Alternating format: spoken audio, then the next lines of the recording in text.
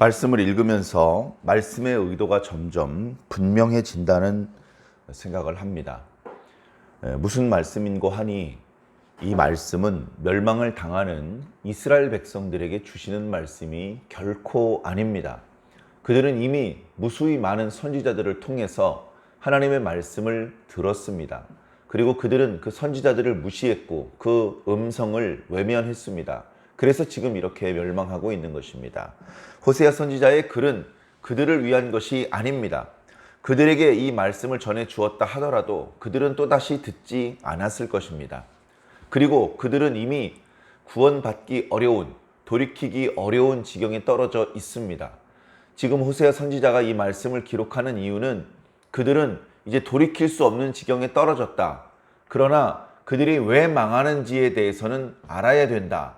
그렇게 그 멸망의 이유를 밝히기 위해서 말씀을 기록한 것입니다.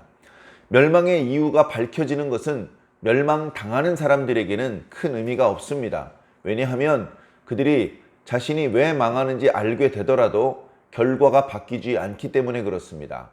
이 말씀은 멸망 아직 당하지 않은 유다 백성과 그리고 그 후대의 모든 하나님을 믿는 사람들, 또 신약 시대의 모든 성도들을 위해서 기록된 말씀입니다. 과거의 구약 북이스라엘이 이렇게 멸망했다. 그들이 멸망한 이유는 이렇게 어리석었기 때문이다. 이렇게 패악했기 때문이다. 그래서 하나님께서는 그들에게 기회를 주셨고 여러 가지 방법으로 경고해 주셨지만 그들은 그 경고를 듣지 않았다. 그들은 반복적으로 선지자들을 외면했고 거절했고 하나님을 버렸다. 배반했다. 그래서 그들은 최종적으로 멸망하게 된 것이다. 나라가 망했을 뿐 아니라 거기 살고 있는 백성들이 전부 다 그 땅 밖으로 끌려 나갔고 그들은 소멸되어 없어졌을 뿐이다. 그러니 너희들은 이 사건을 통해서 교훈을 받으라. 자, 1차적으로 남한국 유다 백성들이죠. 북이스라엘도 야곱의 자손이었지만 끝끝내 하나님을 거절했을 때에는 그들이 언약의 땅 바깥쪽으로 뽑혀 나갈 수밖에 없었다. 유다 백성들아, 너희들은 뭐 다를 줄 아느냐? 너희들이 다윗과 같은 집하고 너희들이 사는 땅에 예루살렘이 있고 성전이 있다고 뭐가 달라질 줄 아느냐? 똑같다. 하나님을 배반하면 하나님께서 주셨던 모든 것을 잃어버릴 수밖에 없다. 그러나 그들은 아니야, 하나님께서 말씀하시기를 다윗의 자손들 중에서 계속해서 왕이 나올 거라고 했어. 하나님께서 이 예루살렘은 영원히 버리지 않으신다고 했어. 그것만 믿고 우리가 아무리 패역한 짓을 저질러도 하나님은 예루살렘 못 버려. 이런 미련한 생각을 가지고 있었던 것입니다. 왜 못 버립니까? 얼마든지 버릴 수 있습니다. 버리실 수도 있고 다시 취할 수도 있는 것이 하나님의 주권적인 능력인 것입니다. 그렇기 때문에 이 말씀은 유다 백성들이 귀 기울여 들었어야 했습니다. 자신들에게도 이스라엘과 마찬가지의 하나님께서 분노하실 만한 잘못된 부분이 있었음을 인정하고 말씀이라고 하는 거울 앞에 자신을 세우며 말씀이라는 빛 아래에서 자신을 조명하고 자신의 바로지 못한 부분을 발견하고 그 부분을 회개해야 했습니다. 버려야 했습니다. 하나님께 고쳐주시기를, 용서해 주시기를 간구해야 했습니다. 그러나 그러지 않았습니다. 북이스라엘이 배역할 때에 남유다는 패역했다라고 선지자들은 기록하고 있습니다. 남유다가 북이스라엘보다 뭐 더 경건해서 그래서 138년을 더 유지 존속했던 것이 아닙니다. 그들도 똑같았습니다. 그러나 하나님께서 한 번 더 기회를 주신 것입니다. 물론 그 기회를 살리지 못했습니다. 그래서 유다는 망하고 말았습니다. 히스기야 때에 남유다가 멸망할 뻔했지만 하나님께서 그의 기도와 눈물을 보시고 유다를 구원해 주셨습니다. 그러나 그의 아들 므낫세 때문에 하나님께서는 유다를 멸망시키기로 결정하셨습니다. 요시야가 하나님의 마음을 시원하게 해드렸지만 하나님의 결정은 바뀌지 않았습니다. 유다를 멸망시키는 하나님의 마음이 신나셨던 것은 아닙니다. 매우 속상하셨고 안타까우셨고 그러나 하나님께서는 유다를 멸망시키실 수밖에 없었습니다. 유다를 버리고 예루살렘을 버리고 성전을 버리실 수밖에 없었습니다. 하나님 그걸 어떻게 버리실 수 있습니다. 버리셨고 다시 스스로 되찾으셨습니다. 유다 백성들이 포로로 끌려갔던 바벨론과 페르시아에서 귀환했습니다. 유다 백성 스스로의 힘으로 귀환한 것이 아닙니다. 하나님의 능력으로 귀환한 것입니다. 마치 블레셋에게 뺏겼던 언약궤가 이스라엘 백성들이 하나도 도와주지 않았는데도 불구하고 하나님의 능력 자체로 스스로 보호하셨고 스스로 돌아오셨던 것처럼 유다 백성도 그렇게 귀환했습니다. 성전을 건축을 유다 백성들이 했죠. 그러나 거기에 필요한 모든 것들을 하나님께서 공급하셨습니다. 성벽 건축도 마찬가지입니다.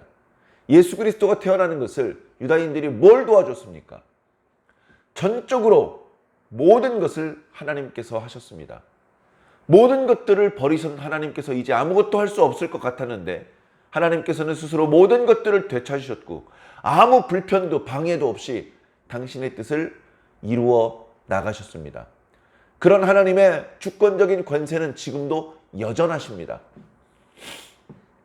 예수 부활하신 지 거의 2000년이 다 돼가는 지금이지만 하나님께서는 여전히 살아계시고 여전히 전능하시며 여전히 당신의 언약을 잊지 않으시고 언약을 맺었던 당사자들이 이미 죽었음에도 불구하고 여전히 살아계셔서 그 언약을 지키고 계신 것입니다. 그 상황 가운데 저와 여러분이 그리스도인으로 성도로 부름 받았으니 할렐루야, 어찌 감사하지 않을 수 없겠습니까? 그러나 오늘 신앙하는 우리 그리스도인들도 과거 북이스라엘 백성들의 멸망을 보면서 손가락질하고 욕할 수만은 없습니다. 우리도 크게 다르지 않기 때문에 그렇습니다. 하나님께서 우리를 버리셔도 이상하지 않을 정도로 우리에게는 이미 많은 더러움과 부정함과 죄악이 있습니다. 예수님 안에서 그 죄가 용서받았는데도 불구하고 죄의 습성이 남아있기 때문에 계속해서 죄를 짓곤 합니다. 엄마가 깨끗이 씻어 주었지만 밖에 한번 나가서 뛰어놀고 오더니 또 흙투성이가 되는 것과 마찬가지 상태라는 것입니다. 엄마가 살아계시다면 내가 집에 돌아올 수만 있다면 다시 깨끗함을 입을 수 있겠죠. 그러나 엄마가 없고 집에 다시 돌아오지 않는다면 더러운 채로 살다가 또 다시 버림받을 수도 있는 것입니다. 그런 우리의 영적인 상황을 바르게 분별하고 날마다 하나님께 나아가야 되는 것이죠. 여러분 어제 말씀 듣고 은혜 받으셨습니까? 오늘 또 들으셔야 됩니다. 어제 교회 오셔서 수고 많으셨죠? 오늘 또 오셔야 됩니다. 라고 말씀드리는 이유는 제가 먹고 살기 위해서 제 목구멍이 포도청이라서 말씀드리는 것이 아니라 그게 저와 여러분들이 사는 길이기 때문에 그렇습니다. 이런 영적인 상황을 분명히 깨달아 주시기를 간곡히 부탁을 드립니다. 자, 이제 오늘 말씀을 자세히 살펴보겠습니다. 에브라임이 말을 하면 사람들이 떨었도다. 지금 이스라엘이 전성기라니까요. 지금 이렇게 멸망을 운운할 수 있는 상황이 아닙니다.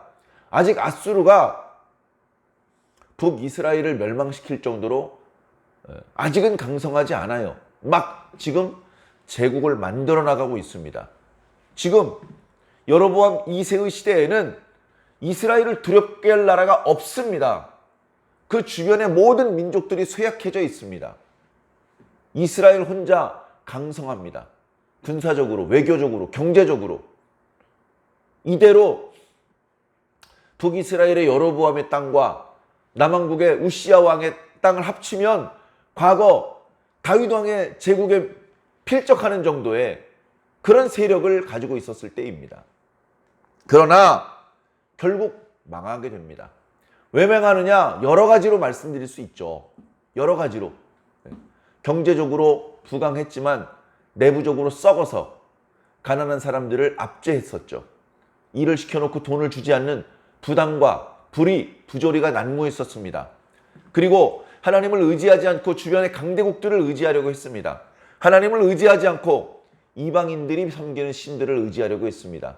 이런 여러 가지 문제들이 있는데 오늘 말씀 1절에는 바알로 말미암아 범죄하여 망했다라고 간략하게 기록하고 있습니다. 핵심이 우상숭배죠.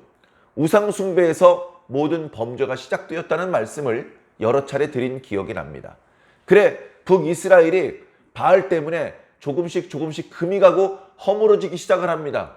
그러면 민감하게 그걸 느끼고 야 뭐야 이거 뭐 잘못되고 있는데 원인이 뭐지? 바알 숭배야 멈춰! 이렇게 하고 하나님께 돌아갔어야 했는데 그러지 않았습니다. 망하는 동안에도 점점 더 많은 우상을 만들었고 제단을 쌓았던 것입니다.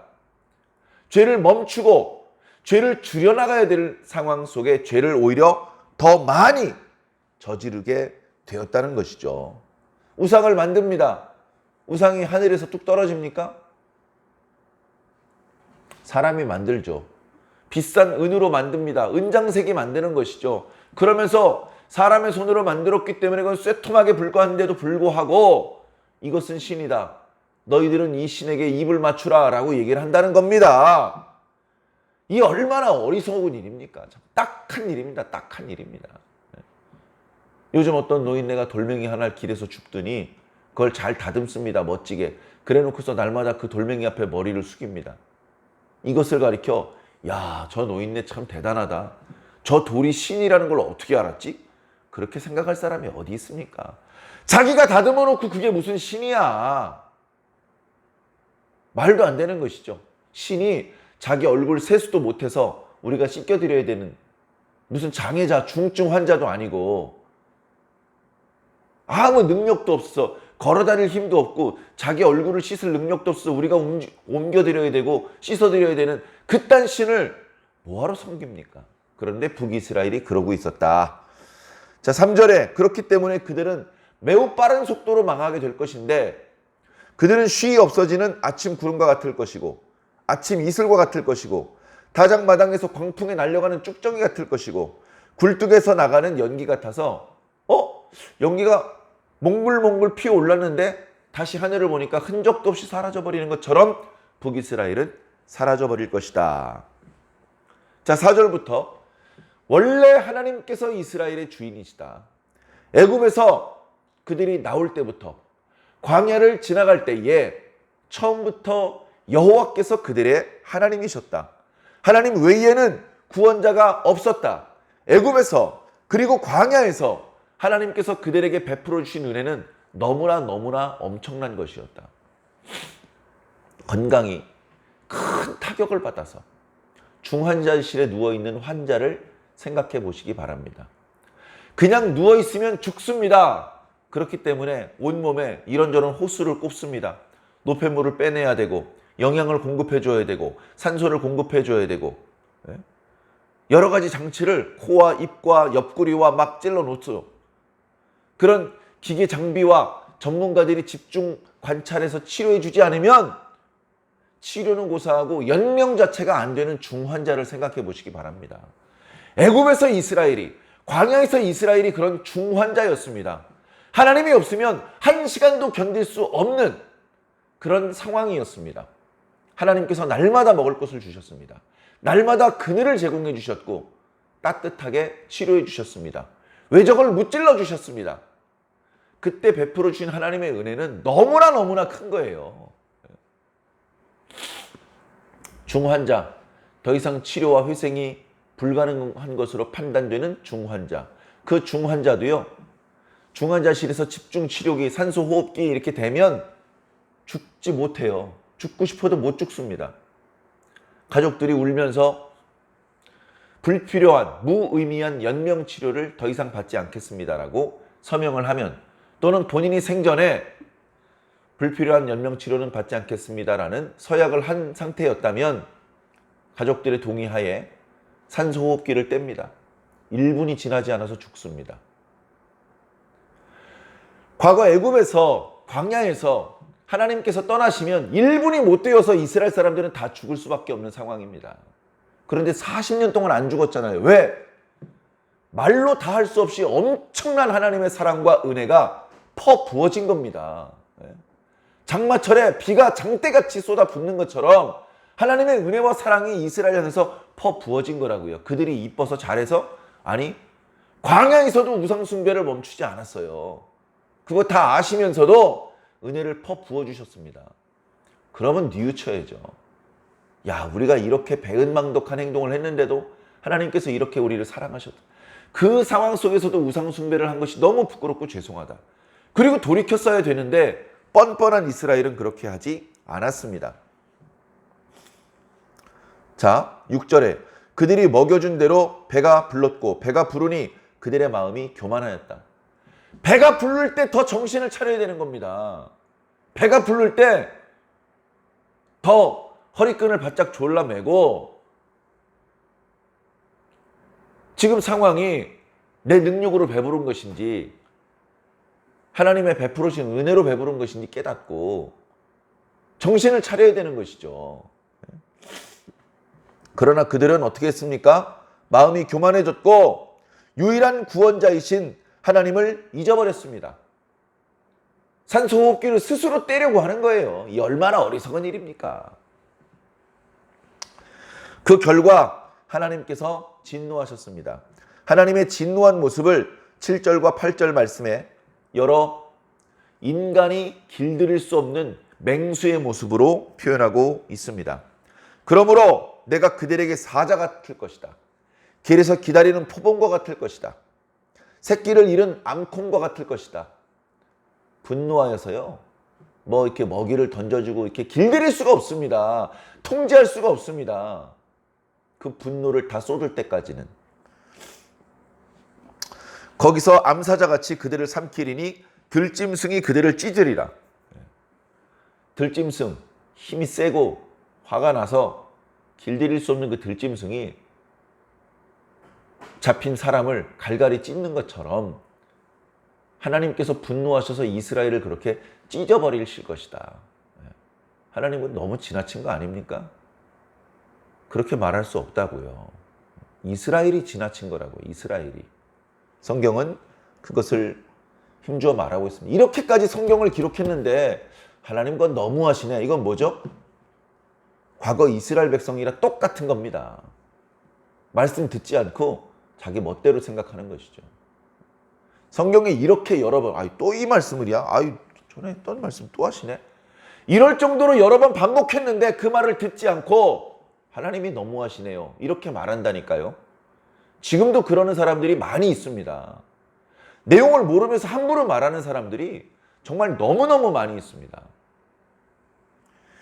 저와 여러분들은 그러지 않으시기를 부탁을 드립니다. 자, 그래서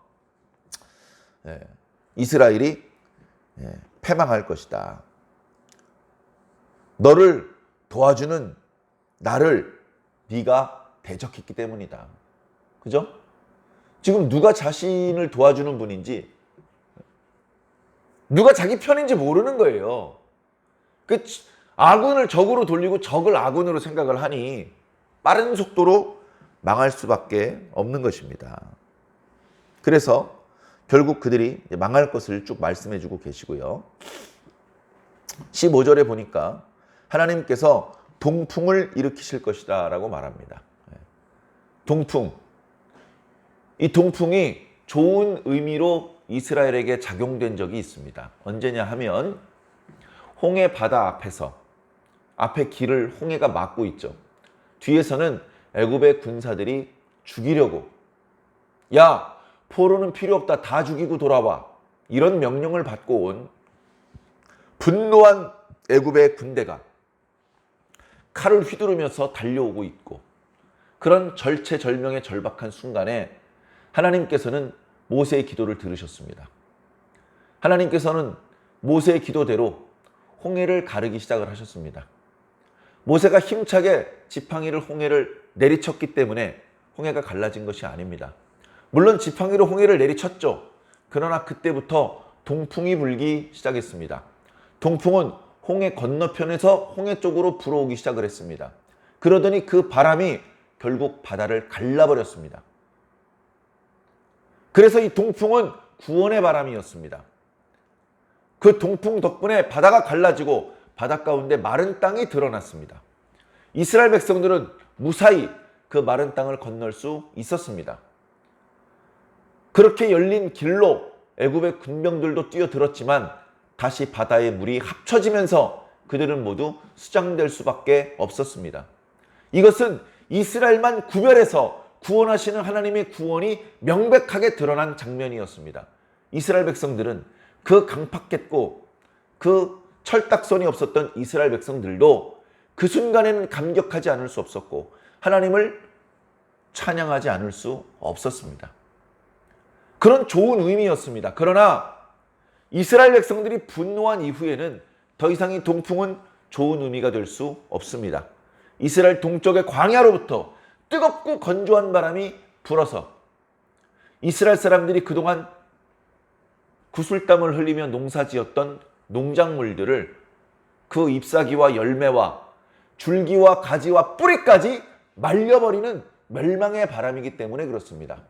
하나님께서 이런 동풍을 준비하십니다. 그들을 향하여 불게 하십니다.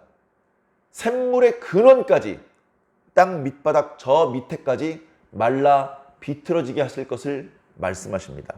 물론 이때 당시 이 동풍이 상징하는 것은 아수르의 군대였습니다. 그러나 하나님을 배반한 하나님의 백성들에게는 언제든지 이런 동풍이 불 수 있음을 우리는 명심해야 될 것입니다.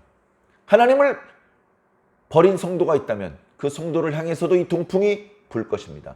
예수님을 버린 교회가 있다면 그 교회를 향해서도 이 동풍이 불 것을 잊지 않아야 될 것입니다. 그래서 결국 그들은 형벌을 당하게 될 것인데 그들이 얼마나 딱한 사정이냐 하면 엄마의 태중에서 밖으로 나오지 못하는 태아와 같다. 나오지 못하면 아기도 죽고 엄마도 죽는 겁니다. 아기도 죽고 엄마도 죽는 거예요. 다시 말해서 나라도 망하고 백성도 죽는 겁니다.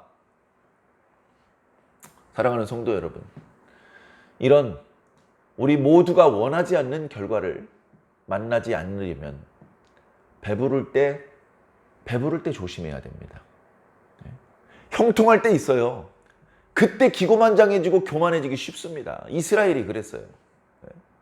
범죄를 했는데도 경제적으로 풍요로워하죠. 그때 교만해지기 쉬운 겁니다. 근데 그때 사실은 자중해야 되는 거예요. 잘 나갈 때 몸을 낮춰야 됩니다. 근데 어렵죠. 배부르면 고개 숙이기가 어렵습니다.